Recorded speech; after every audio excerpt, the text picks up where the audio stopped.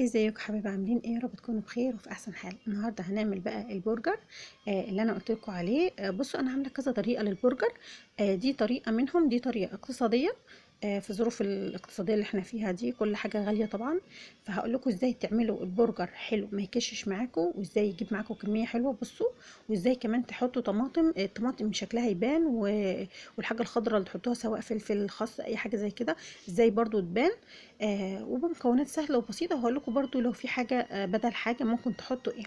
اول حاجه عندي نص كيلو من اللحمه المفرومه وعليهم بصوا انا يعني بعد ما يتنقع فول الصويا هيجيب معاكي ربع كيلو. انا خدت 100 جرام، طبعا بعد النقع بيزيد فبيجيب معاكي 250 جرام، يعني بيزيد على طول الضعف. مع الميه بيتقل، بتصفيه كده شويه بالميه وتعصريه. بس هو بيتقل معاكي. وعندي بيض، وعندي كيس كده خلطة بتاعت كفتة. دي هحطها عشان ما عنديش بقسماط. وكمان هي بيبقى فيها توم باودر وبصل باودر، فانا هستخدمها علشان انا التوم الباودر والبصل الباودر اللي عندي خلصانين. وانا بحب اعمل حاجه بايدي زي ما انتم عارفين، بتبقى طعمها حلو كده وفريش وبتدي الطعم بسرعه. حط شويه من اللحمه المفرومه وشويه من الفول الصويا كده المنقوع ومتصفي، وبضايه، وضربتهم مع بعض في الكبه لحد ما تنعم معايا خالص. بعد كده عملت باقي الكميه.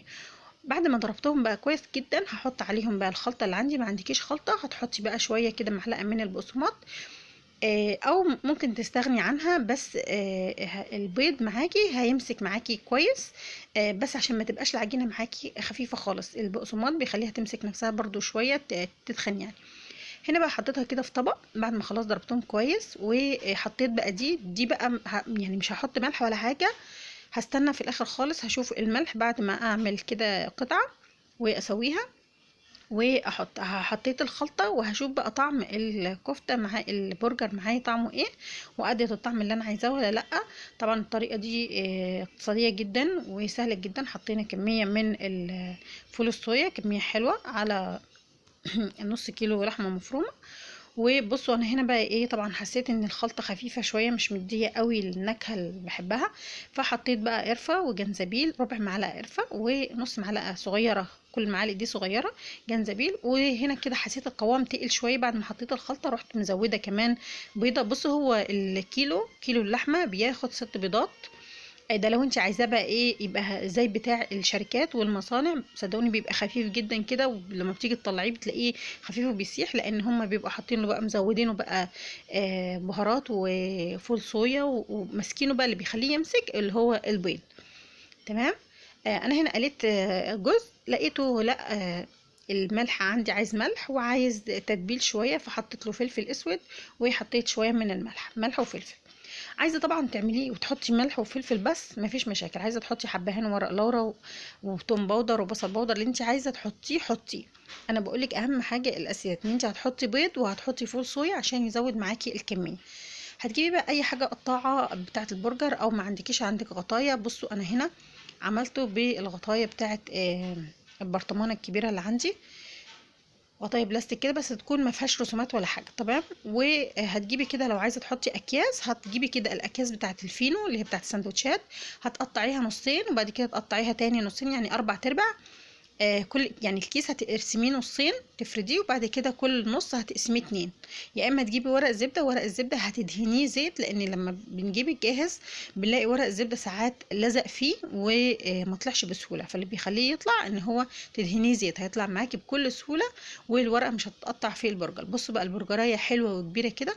بجيب بقى ورقه زبده، ادهنها شويه من الزيت واحط بقى البرجرايه بتاعتي كده. بعد ما احطها وادوس عليها عملت معايا كميه حلوه جدا، والبرجرايه ما شاء الله كبيره وكمان ماسكه نفسها. وبس عايزه اقول لكم، الناس اللي متعوده تاكل البرجر عباره عن لحمه بس، يعني لحمه وبهارات او لحمه وملح وفلفل وخلاص، لا ده مش هيعجبك. لا مش هتحسي بطعم اللحمه قوي فيه، هتحسيه خفيف شويه. ده اللي عايز يعمله اقتصادي. انا هنزل لكم كذا وصفه للبرجر، وكل واحد اللي حابب الوصفه اللي تعجبه. يعني دي الوصفه اقتصاديه، يعني اللحمه فيها باينه بس مش باينه لحمه صافي، فاهمين؟ يعني باينه برضو انها متخففه شويه. هنا بقى خلاص جهزت البرجر وهحطه بقى في الفريزر عندي. تغطيه بقى بكياس او بورق زبده زي ما انت عايزه، اللي هي الفواصل ما بين كل قطعه والتانية.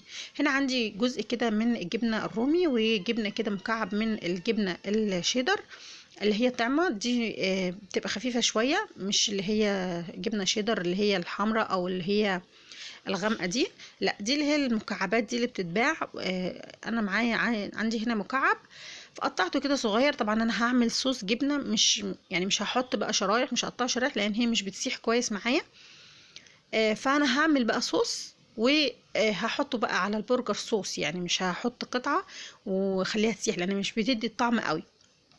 وكمان عايزه احط معاها جبنه رومي عشان تديني طعم حلو. فالموضوع ده هحله بان انا هعملهم هما الاتنين مع بعض صوص كده مع شويه لبن. هنا عندي حله كده، انا لسه ما ولعتش البوتاجاز ولا اي حاجه. جبت حله كده او طاسه او كسرولة، اي حاجه اللي هتعملي فيها، هتحطي فيها كوبايه من اللبن، طبعا كله بارد، لسه ما ولعناش البوتاجاز خالص. كوبايه من اللبن، هتدوبي فيها معلقه نشا، او تحطي كوبايه اللبن زي ما انا حطيت كده في الحله او الكازرولة، وبعد كده تحطي عليها معلقه من النشا. انا لسه ما ولعتش البوتاجاز. كل ده على البارد، نخلي بالنا علشان ما يبقاش اللبن سخن وتلاقي النشا كلكع معاكي. حطيت كده معلقه كبيره من النشا، معلقه الرز الكبيره كده تكون هرميه. انا هنا حطيت ربع كمان شويه لان المعلقه ما كانتش مليانه قوي، طلعت من الكيس فكانت ممسوحه شويه. فهتحطي معلقه كبيره كده نشا علشان بس تتقل معاكي القوام وتبقى حلو. عايزه بعد كده تخلي الخليط ناعم، تضربيه في الخلاص، في الخلاط قصدي، هيبقى كويس جدا. انا هنا كنت مستعجله وكان خلاص الميعاد جه، فما ضربتوش في الخلاط، هتشوفوا دلوقتي في الاخر. اول لما يبتدي يدفى كده ويبتدي مش يغلي، لا يعني يا دوب يدفى كده، تروحي نازله بقى بالجبنه وتفضلي تقلبي ايدك فيها ما تسيبيهاش لحد ما كل بقى الخليط تحسيه بقى ساح كده وبقى حلو كده وكريمي. بعد كده طبعا عشان النشا لما بيبرد النشا بيخليه يجمد شويه، فالاحسن ان انت تخليه خفيف شويه بس انا مش عايزاه خفيف قوي عشان هحطه على ال...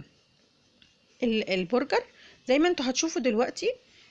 فعلشان انا عايزاه ماسك نفسه فعملته بالطريقه دي، ما ضربتوش تاني في الخلاط. هتسيبه بقى بعد ما خلاص يغلي كده والجبنه تسيح معايا، هنسيبه يبرد. هنا ده كاتشب، وهعمل بقى المايونيز. بصوا هو ده مش كاتشب، ده صلصه هتطلع شويه من السكر وشويه من الخل، اتحولت معايا على طول كاتشب. وهنا هعمل بقى المايونيز. انا الكاتشب خلص والمايونيز خلص والثوم البودر خلص يعني في اغلب الحاجات مش متوفره عندي، فكل دي بدايل تقدري تعمليها لو في حاجه ما عندكيش. طبعا انا عملت المايونيز عباره عن زيت وبيض، لان برضو ما فيش، هي كانت بس كوبايه لبن واحده عملت بيها صوص الجبنه، فما كفتش معايا ان انا احط فيه المايونيز، فحطيت شويه كده من الميه وخلطته. ما فيش عندك لبن، حطي سيحي الجبنه بشويه ميه كده صغيرين واضربيها بعد كده في الخلاط. ما فيش عندك لبن، اعملي المايونيز ببيض وزيت وخلاص، على كده هيبقى معاكي خفيف وحلو برضو. طعمه مش هيبقى كريمي قوي بس برضو هيقضي الغرض.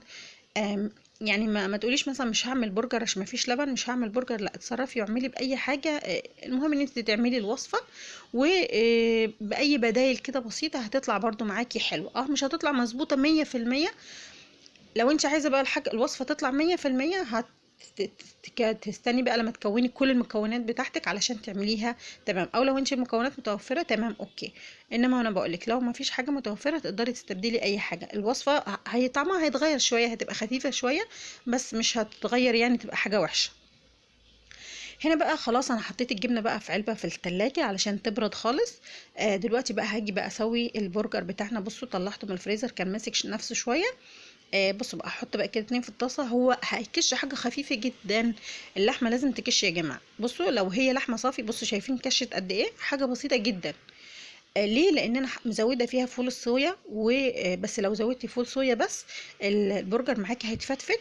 انا عشان حاطه بيض فشايفين البيض مخليه ماسك نفسه ازاي. بس نصيحه بقى ان انت ما تقلبيهوش بسرعه، يعني ولعي عليه البوتاجاز ونار متوسطه وسيبيه لما يتشمع كويس من تحت ابتدي اقلبيه. ما تتسرعيش وتقلبي على طول لان بصي هيتفتفت معاكي في اجزاء كده هتفتفت معاكي زي بالظبط.